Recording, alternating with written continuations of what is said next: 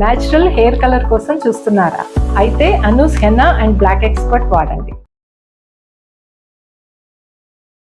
నమస్తే రమ్మగారు. నమస్తే జయ. ఏదైనా ఒక మంచి నావెల్ చెప్పుకుందామండి. మాలతీ చందూర్ గారి కథలు కొన్ని చెప్పాం కదా, మనసులోని మనసు అవి చెప్పుకున్నాం మనం. శతాబ్ది సూర్యుడు చెప్పుకున్నప్పుడు ఒక ఆవిడ నన్ను అడిగారు కాంచన మృగం కూడా చెప్పండి అని. కాంచన మృగం కొంచెం కాంప్లికేటెడ్ అని నేను పెద్దగా దాని మీద ముందుకు వెళ్ళలేదు. అందులో కథ కంటే వేరే వేరే విషయాలు చాలా ఉంటాయి కాంచన మృగంలో. మాలతీ చంద్రు గారు ఒక ఏమన్నారంటే ఎన్సైక్లోపీడియా లాంటి వారు. ఇంగ్లీష్ కథల్ని చాలా వాటిని తెనిగించడం అంటే అది అనువాదం చేశారు. పాత కెరటాలు రూట్స్ అని ఆ పాత కెరటాలు అబ్బాయి ఎన్ని ఇంగ్లీషు కథల్ని నావెల్స్ని సింప్లిఫై చేసి సినాప్సిసే రాసినవి ఎన్ని పుస్తకాలు ఉన్నాయో, ఎన్ని కథలు ఉన్నాయో. Gone with the wind, Rebecca అలాంటివన్నీ చదివాను నేను. భలే బాగుంటాయి.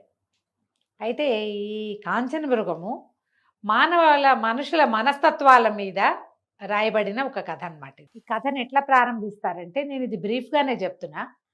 మాలతీ చంద్రు గారి పుస్తకాలు అన్నీ కూడా must by, must keep, must read ఉంచుకోవాలి, మన దగ్గర ఉండాలి. అప్పుడప్పుడు తిరిగేస్తుంటే ఒక సాధారణమైన, ఇప్పుడు మన పక్కింట్లో వెనకింట్లో మా ఉంటారా జయ, ప్రతి వాళ్ళకి ఒక బ్రహ్మాండమైన కథ ఉంటుంది కుటుంబానికి. అవును, ప్రతి వాళ్ళకి ఒక గొప్ప తాతగారు, గొప్ప నాయనమ్మో, గొప్ప అమ్మమ్మో, మంచి అమ్మో, ఒక చెప్పుకోదగిన కథో. అది మామూలు కుటుంబం నుంచి పేద కుటుంబం వరకు ప్రతి వాళ్ళకి స్పెషల్, ప్రతి వాళ్ళకి సక్సెస్ స్టోరీస్ ఉంటాయి. ఒక క్యాజువల్ స్టోరీలో కూడా సక్సెస్ ఉంటుంది. ఆ మామూలు విషయాన్ని కూడా బాగా చెప్తారు ఆవిడ. మాలతీ చంద్ర గారు చాలా స్పెషల్. నాకు చాలా ఫేవరెట్, నాకు బాగా ఇష్టం కాబట్టి చదివినవే మళ్ళీ మళ్ళీ చదువుతా. నేను అనుకుంటా కొంచెం నా ఐడియాలజీ డెవలప్ అవ్వడానికి మాలతీ చంద్ర చాలా ఉపయోగపడ్డారనిపిస్తుంది నాకు. బాగుంటుంది ఐడియాలజీ. అయితే ఈ కాంచన మృగం కథ ఎట్లా ప్రారంభం అవుతుందంటే, ఒక ఆవిడ సుందరమ్మ గారని కొంచెం పెద్ద ఆవిడ, 60 దగ్గర పెడితే 60 ఏళ్ళ వయసు ఉన్న ఆవిడ హాస్పిటలైజ్ అవుతారు సమ్ హార్ట్ ఇష్యూ తోటి. అయితే ఒక రావు గారు, ఆయన ఆవిడ భర్త, 2 కొడుకులు, కోడళ్ళు, మనవలు, ఒక కూతురు, అల్లుడు, మనవలు. అయితే ఈవిడ హాస్పిటలైజ్ అయినప్పుడు ఆ హాస్పిటల్లో ఎలిజబెత్ అని ఒక నర్సు ఉంటుంది. ఆ అమ్మాయి ఈవిడ బాగా చక్కగా చూసుకుంటుంది. సహజంగానే నర్సులు అంటే మరి ఇవాళ రేపు మనకు తెలియదు, కానీ ఇది వరకు హాస్పిటల్లో వాళ్ళు చాలా శ్రద్ధగా చూడడం, ఒక రకమైన సేవక వృత్తి. అమ్మాయి చాలా శ్రద్ధగా చూసుకుంటుంది. ఇలాంటి అమ్మ ఉంటే బాగుండు మనకి, అలా అనిపిస్తుంది అనమాట ఆవిడని చూస్తే. ఆవిడంతా చక్కటిది, చక్కగా ఒంటి నిండా నగలు, పచ్చగా అందమైన మనిషి, సాత్వికురాలు, కుటుంబంతో కూడా చాలా మంచి సంబంధ బాంధవ్యాలు, తెలివి కలిగిన, మంచితనం కలిగిన ఒక వృద్ధురాలు. ఈ ఎలిజబెత్ బాగా ఈవిడ్ని సేవించుకుంటుంది.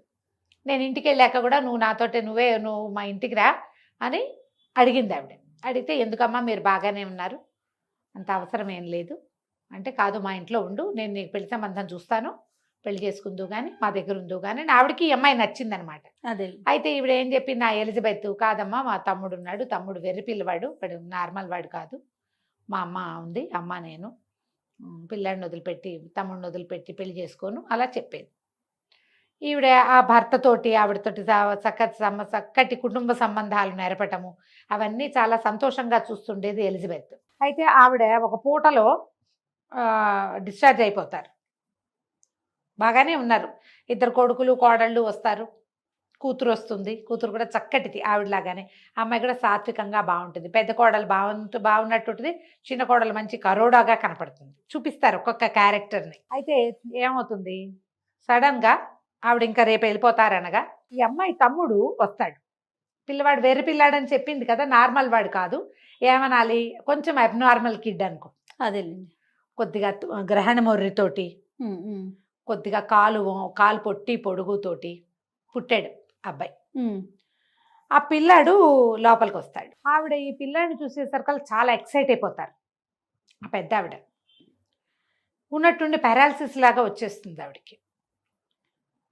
ఈ అమ్మాయికి అర్థం కాదు, ఏంటి సడన్గా ఏమైపోయింది, శుభ్రంగా ఉన్న మనిషి మామూలుగా తిరుగుతున్నారు, కోలుకున్నారు హార్ట్ ఇష్యూ నుంచి. కేకలు పెడుతుంది. డాక్టర్లు వాళ్ళు వీళ్ళు పరిగెత్తుకొస్తారు, చిటుకుని అయిపోతారు. ఆవిడ కాస్త పోతారు ఆ సుందరమ్మ గారు. ఏమో అర్థం కాదంత శుభ్రంగా ఉన్న ఆవిడ డిశ్చార్జ్ అయ్యి వెళ్ళిపోవాల్సిన ఆవిడ ఇలా ఎందుకు అయిపోయింది, తన తమ్ముడిని చూసి ఆవిడ భయపడిందేమో అనుకుంటుంది.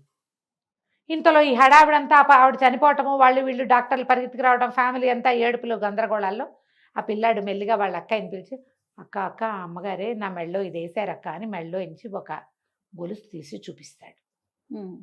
కాకపోతుంది, నీకు వెయిట్ వెయిట్ తెలియదక్క, నాకు తెలీదు, నా దాని దగ్గరికి రమ్మన్నారు, నా చేతి వేళ్ళు, వాడికి ఒక్కొక్క చేతికి 6 వేళ్ళు ఉంటాయి, 6 వేళ్ళు లెక్క పెట్టారు, నన్ను ఇట్లా మొహం దగ్గరికి లాక్కుని ముద్దు పెట్టుకున్నారు, నువ్వు పెట్టుకుంటావే అట్లా తల్లో వేలు జోరిపి ఇట్లా అని ముద్దు పెట్టుకుంటుంది అక్క వాడిని. ముద్దు ఎర్రటి వాడు ఆ పిల్లాడు, చక్కగా ఉంటాడు, కానీ గ్రహణ మొర్రు ఉంది వాడికి, చేతి వేళ్ళు ఎక్కువ, కాలు వంపు, చిన్న ఎర్రగా ఉన్నా కూడా అమాయకపు పిల్లవాడు, ఒక వెర్రితనం ఉంది, అదే చిన్న వికృత స్వరూపం వాడు.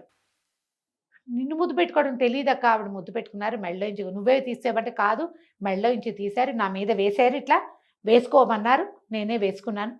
ఈ లోపలేమో ఆవిడ కనుగుడ్లు వెనక్కి తిరిగిపోయి స్పృహ కోల్పోయి చనిపోయారు. చాలా అర్థం కాదు, తెలిసిపోతుంది.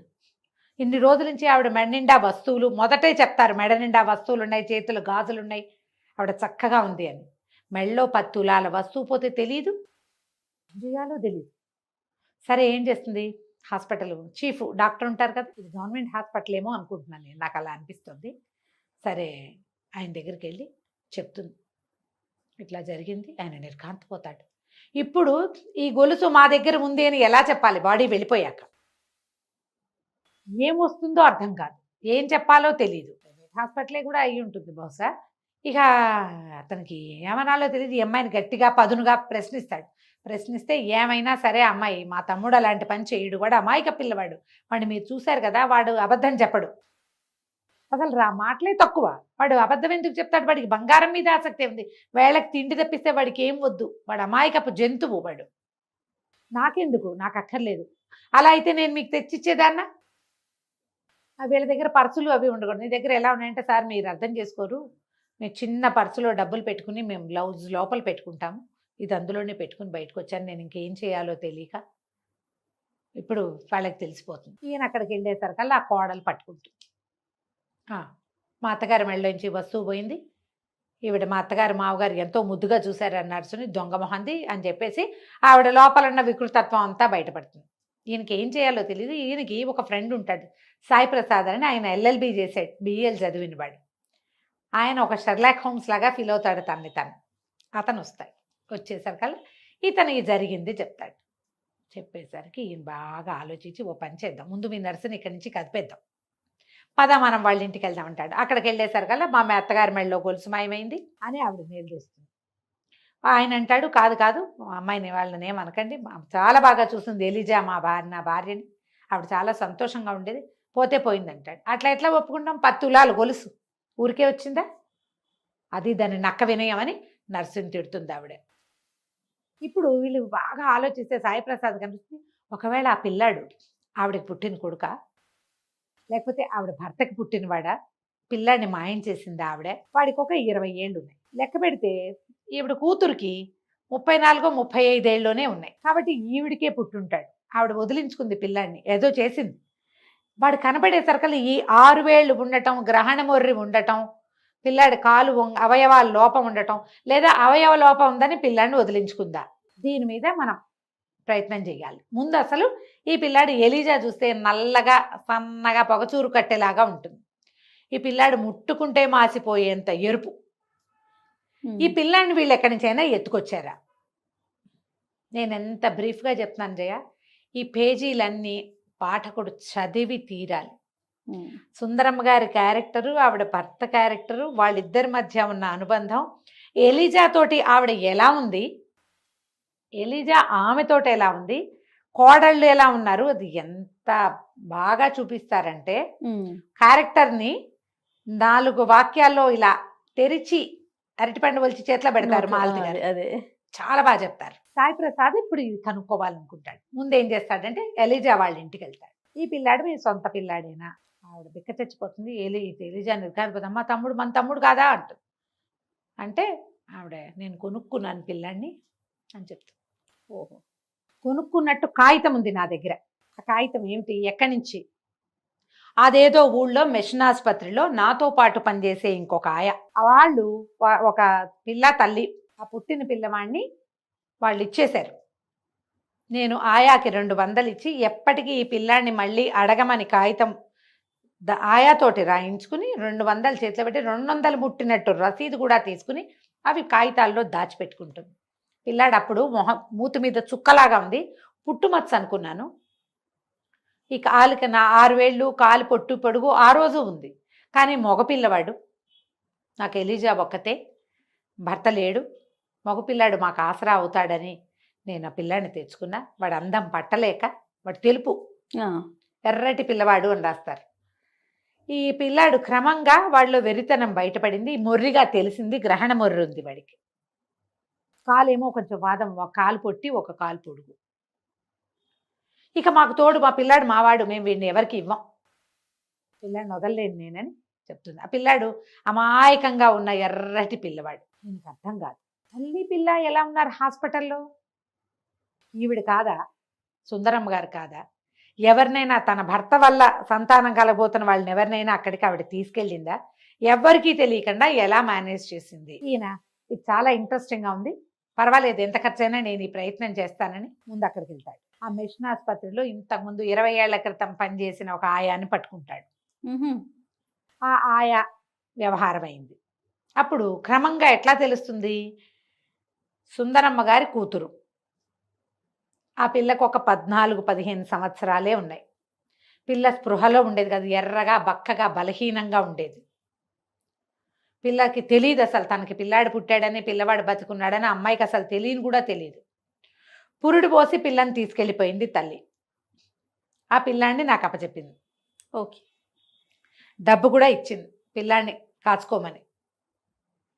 నేను అమ్మేశాను. ఇది అన్ని పక్కల నుంచి డబ్బులు లాగేసింది.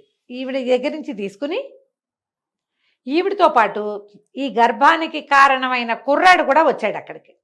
ఆవిడ చాలా గట్టిగా కేకలేసి కుర్రాడిని పంపించేసింది. కానీ ఆ కుర్రాడిని ఈ ఆయా ఆకట్టుకుని అబ్బాయితోటి కూడా కొన్ని డబ్బులు పంపించేలాగా ఏర్పరచుకుంది. తర్వాత కనెక్షన్ పోయింది.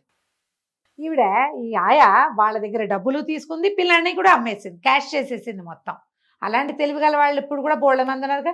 ఇప్పుడు కొల్లలు, ఇప్పుడు ఫోన్లు వచ్చినాయి, సోషల్ మీడియా వచ్చింది.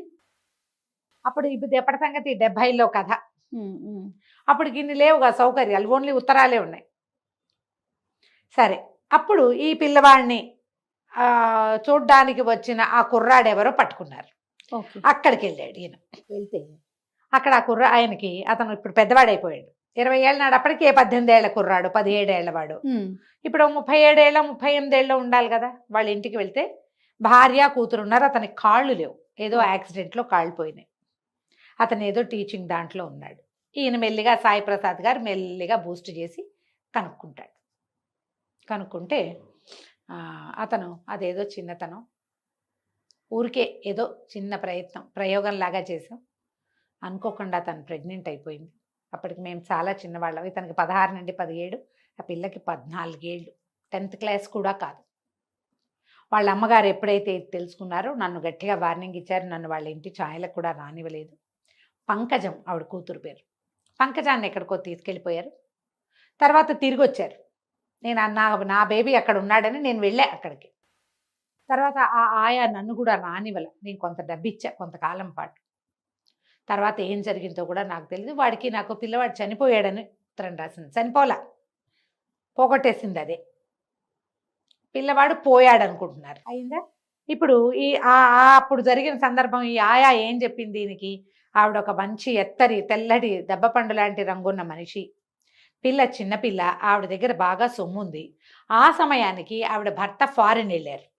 ఫారిన్ వెళ్తే మగపిల్లలిద్దరిని ఎవరికో అప్పచెప్పి ఆఖరి పిల్ల అయిన కూతురుని తీసుకుని ఈవిడ మిషన్ ఆసుపత్రికి వచ్చి రహస్యంగా పురుడు పోసి పిల్లవాడిని వదిలిపెట్టి వెళ్ళిపోయింది. కూతురుని తీసుకెళ్ళిపోయింది ఆవిడ. ఆ పిల్లాడు అబ్నార్మల్ కిడ్, పుట్టినప్పుడే వాడు సరైన పిల్లవాడు కాదు. కానీ ఆవిడ పుట్టిన బిడ్డని తల్లి చూడలా, అమ్మమ్మ చూసింది. పిల్లాడి చేతికి 6 వేళ్ళు ఉండటం, కాళ్ళు తేడాగా ఉండటం, వాడికి గ్రహణ మొర్రు ఉండటం, అచ్చుగుద్దినట్టు ఆ కుర్రాడి పోలిక, తండ్రి పోలిక. ఆవిడ ఆ పిల్లాడిని హాస్పిటల్లో చూడంగానే గుర్తుపెట్టేసింది. ఎందుకంటే ఇదే వయసులో ఆ కుర్రాడు తమ ఇంటి చుట్టూ తిరిగాడు, తన మ్. కూతురుతోటి స్నేహం చేసిన వాడు. మొహం గుర్తుపట్టేసింది, చేతి వేళ్ళు చూసేసరికి పిల్లాడు బతికున్నాడని తెలిసిపోయి పిల్లాడిని ముద్దు పెట్టుకుని ఆ మెళ్ళో వస్తువు వాడికి ఇచ్చింది. ఇప్పుడు దీన్ని ఎట్లా ఒక లైన్లోకి తీసుకురావాలి? పంకజానికి పెళ్ళయింది, 2-3 పిల్లలు ఉన్నారు, ఫారిన్లో ఉంటుంది. ఈ అమ్మాయి వచ్చింది, వాళ్ళ ఆయన పిల్లలు కూడా వచ్చారు. తల్లి పోయేసరికి భర్త పిల్లలు కూడా వచ్చారు. ముందు పంకజం ఒకతే వచ్చింది. ఇప్పుడు దీన్ని ఈ ఈ పిల్లవాడిని చూసి మీ అత్తగారి గొలుసు ఇచ్చిందని కోడలికి చెప్పచ్చా? ఏనాటి కథో ఈ అమ్మాయి కథని బయటికి తీసుకురావచ్చా? లీస్ట్ బాధాడుగా ఉన్నాడు ఆ పిల్లవాడి తండ్రిగా చెప్పబడుతున్న ఆయన, కాళ్ళు లేవు. ఈయన బాగా ఆలోచించుకుని ఈ వస్తువు మా దగ్గరే ఉంది అంటే మాధవి ఆవిడ రెండో కోడలు ఎట్లా రియాక్ట్ అవుతుందో తెలియదు. పంకజానికే చెప్తాడు. ఆమెతో మాట్లాడాలని పిలిచి చెప్తే ఆవిడ ఒక చిన్న నవ్వు నవ్వుతుంది. అమ్మాయి నేను చాలా చిన్నదాన్నప్పటికీ ఏదో పుస్తకాలు చదివి మేమిద్దరం ఒక ప్రయోగం లాగా చేసాం. అది మా అమ్మకి తెలిసింది, అనుకోకుండా ఈ ప్రెగ్నెన్సీ వచ్చేసింది. మా అమ్మ నన్ను అక్కడికి తీసుకెళ్ళింది. 24 గంటలు మత్తులండి. ఆ పిల్లాడి మీద నాకు ఏ వ్యామోహము కలగకుండా, ఆ ప్రెగ్నెన్సీ మీద మామూలుగా ఏముందమ్మా, గర్భస్థ శిశువు పట్ల వ్యామోహం కలుగుతుంది తల్లులకి. ఎంత చిన్న పిల్ల అయినా, 12 ఏళ్ళు 13 ఏళ్ళ పిల్లలకైనా లోపల పెరిగిన శిశువు మీద ఉంటుంది పాశం. అది తెలియకుండా నన్ను ఒక రకమైన ట్రాన్స్లో ఉంచి నా జీవితాన్ని మా అమ్మ మళ్ళీ బిల్ట్ చేసింది. మీకేమీ రిగ్రెట్ లేదంటే, నాకేం తెలీదు. ఇప్పుడు రిగ్రెట్ అయ్యి అదేదో తెచ్చుకొచ్చి ఈ మొత్తం జీవితాన్ని మా అమ్మ ఏ సౌధాన్ని నా కోసం కట్టిందో దాన్ని పాడు చేసుకున్నా నేను. వాడు ఎక్కడో పెరుగుతున్నాడు, హాయిగా ఉన్నాడు, ఎందుకు వాడి జీవితాన్ని నేను పాడు చేయటం? నాకేం మాతృత్వ భావన తెలియదు అసలు నాకు. మరి మీ వదిన గారు అడుగుతారు గొలుసు కోసం. మా వదినకి ఏం సంబంధం? మా అమ్మ బంగారం మీద, మా అమ్మ బంగారం నాది. అందులో రాస్తారు జయ, తల్లి బంగారం కూతురుది. మా అమ్మకి మా వదినకి ఏం సంబంధం? ఆవిడకేం సంబంధం లేదు, ఆవిడకి ఏం సంబంధం లేదు.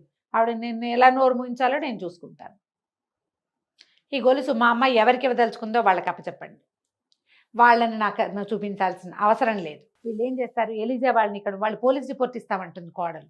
అందుకని వీళ్ళని ఇంకో చోటకి తరలిస్తారు. అక్కడెక్కడో ఊటీలో ఎవరో ఫ్రెండ్స్ ఉన్నారు, మీరు అక్కడికి వెళ్ళిపోండి అని చెప్పి.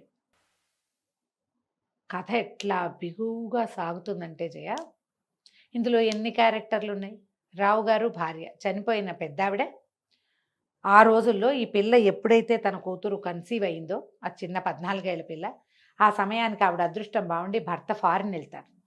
అప్పుడు అమెరికా నుంచి ఇన్ని ఫోన్లు, వీడియో కాల్స్ అవి ఏమైనా ఒట్టి ఉత్తరాలే, టెలిగ్రాములు ఉత్తరాలే ఉండేవి. ఏరోగ్రామ్ అనేవాళ్ళు ఫారిన్ నుంచి వచ్చే ఉత్తరాన్ని ఇన్లాండ్ కవర్ లాగానే ఏరోగ్రామ్ రాయటం అని ఉండేది. వారం పట్టేది. ఆ సమయంలో ఈవిడ కూతురుని తీసుకుని ఆ ఊరు వెళ్ళిపోయి, ఈ తెలియక చేసిన ఒక పని వల్ల వాళ్ళ జీవితాంతం రిపెంట్ అవ్వాలి కదమ్మా.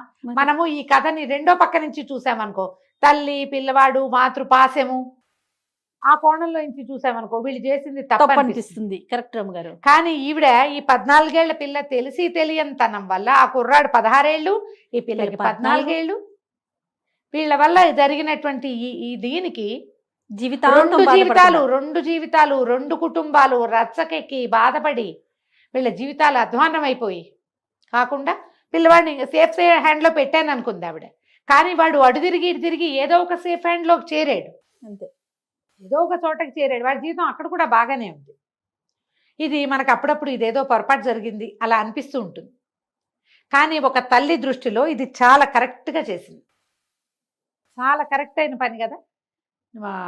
ఇటీవల ఒక సంగతి ఎవరి దగ్గర విన్నాను జయ, ఏదో పెళ్లి చేశారు, ఆ భర్త చావగొట్టి చెవులు మూసి కాల్చుకు తినేసాడు ఆ పిల్లని, పంపించేశాడు పుట్టింటికి, నువ్వు నాకు అక్కర్లేదు అని. అప్పటికి ఆ పిల్ల కడుపుతాం. నిజానికి తెలివిగల తల్లి, పిల్లల జీవితం మీద ఆసక్తి, సరైన ఐడియా ఉన్న తల్లి అయితే ఏం చేయొచ్చు జయ, నువ్వు చెప్పు. ఇలాంటప్పుడు ఒక మామూలుగా ఆలోచించు. ఈ కాలంలో ఒక తల్లి అయితే కనుక ఏం చేస్తుంది? కడుపుతో వచ్చేసింది, దాన్ని మనం ఏం చేయలేకపోతాం. టెర్మినేట్ చేయటం అనేది కరెక్ట్ కాదేమో అని అనిపిస్తోంది నీకు. టెర్మినేట్ చెయ్యరు అనుకో, చెయ్యరు. ఆ పిల్లాడిని గంటుంది, పిల్లనో గంటుంది, పిల్లాడు పెద్దవాడు అవుతాడు. ఈ పిల్లకి ఇంకో జీవితం కుదురుతుందా? ఇంకా వీళ్ళు చూసుకోగలిగితే ఈ పిల్లకి ఇంకొక జీవితం ఇవ్వచ్చు, కానీ చూడగలరు లేదో. టెర్మినేట్ చేయకుండా ఉంచి ఆ పిల్లాన్ని పెంచాల్సి వచ్చి దానికి ఇంకో పెళ్లి లేదు, వాడెవడో దౌర్భాగ్యుడు పరమ రాక్షసుడైన వాడి తాలూకు సంతానాన్ని మొయ్యాల్సి వచ్చింది, పెంచాల్సి వచ్చింది. ఇప్పుడు తన పిల్లల దృష్టితో ఆలోచించాలా, ఈ లోపల ఉన్న దాని గురించి ఆలోచించాలా? ఎవరైనా ఏం చేస్తారు ఇప్పుడు? చట్టం, న్యాయం ఇలాంటివి మాట్లాడుకుంటే ఇలాంటి పనులు చేయకూడదు రమ్మగారు. అవునా కదా? చట్టం దృష్టిలో నేరం. ఇప్పుడు కాదుగా, ఇప్పుడు కాదు, ధర్మం కూడా కాదు, భ్రూణహత్య మహాపాపం, ఇది చేయకూడదు. పోనీ కన్న సంతానాన్ని వాడు తీసుకుంటాడంటే వాడు తీసుకోడు. పోనీ అక్కడ తీసుకుంటే మాత్రం వాడు రాక్షసుడు పెళ్ళాన్ని చావగొట్టి చెవులు మూసేవాడు. అందుకనే సంతానాన్ని ఎవరికో కూడా ఇచ్చేసి ఉండలేరు. ఇలాంటి విపత్కర స్థితిలో ఒక తల్లి తెలివిగల ఆవిడ ఏం చేశారు రమ్మగారు? ఈవిడ ఇదే చేశారు. ఆ సంగతి అడక్కు. అలాంటి పరిస్థితులు వచ్చినప్పుడు ఎప్పుడు కూడా మనం ఇతరులని ఎగ్జాంపుల్గా తీసుకోకూడదు. నీకేది ఇంపార్టెంట్ చూసుకోవాలి. ఒకటి ధర్మం అనేది ఒక పెద్ద పాయింట్ అయితే, జీవితం అనేది ఇంకా పెద్దది. జీవితమే పెద్దది ధర్మం కంటే. ఎప్పుడు కూడా తన్ను మాలిన ధర్మం మొదలు చెడ్డ బేరం చేస్తారు. అట్లా తెలివిగల వాళ్ళు చేసే విధానం ఒకటి.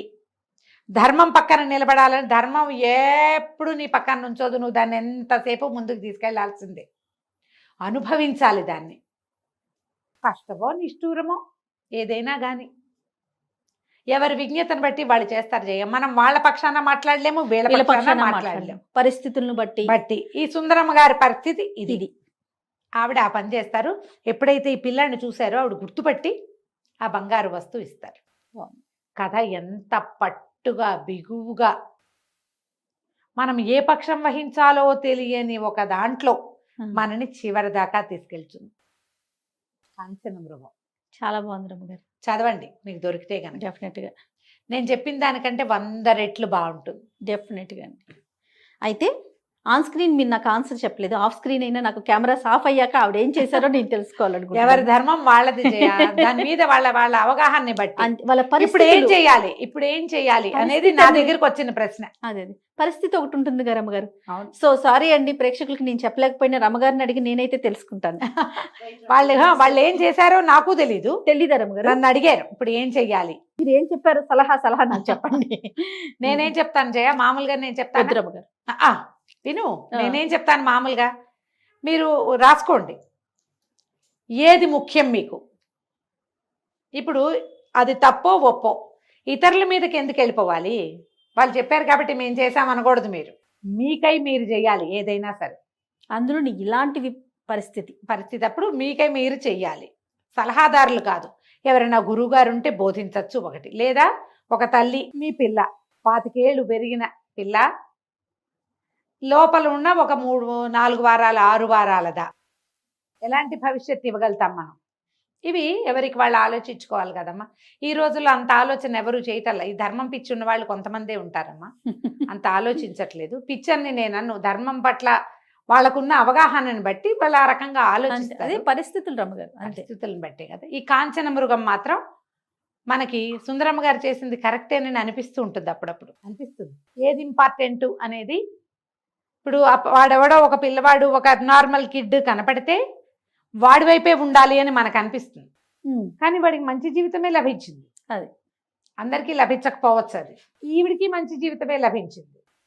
నాకు అక్కర్లేదు, మా అమ్మ ఏం చేయాలనుకుందో నేను దాని మీద ఉంటానని చెప్తుంది ఆవిడ. ఇప్పుడు ధర్మాధర్మాలు నాకంటే ఎక్కువ మా అమ్మే ఆలోచించింది. మా అమ్మ ఒక ఐడియా ప్రకారమే చేసింది. ఆవిడ చేసిన దానికి దాని మీద ఉంటాను, నేను దీని మీద ఉంటాను. మా అమ్మ ఇవ్వదలుచుకుంది ఇచ్చేస్తుంది అంతే. అది నాకు ఇవ్వక్కర్లేదు, మీరు వాళ్ళకే ఇచ్చేయండి. మా అమ్మ ఎవరికి ఇచ్చిందో వాళ్ళ దగ్గరే ఉంచుకొనివ్వండి దాన్ని, వాళ్ళు ఏం చేసుకున్నా సరే దాన్ని. మా అమ్మే కరెక్ట్. చాలా బాగుంటుంది కదా. కుదిరితే చదవండి. ఈ డిస్కషన్ అంతా నిజానికి అనవసరమే అంతే. కాకపోతే ఇలాంటి సందర్భాలు కొన్ని అవుతాయి అంతే. 70లో రాశారు ఇది. బా సూపర్ రమ్మగారు. నమస్తే. నమస్తే జయ.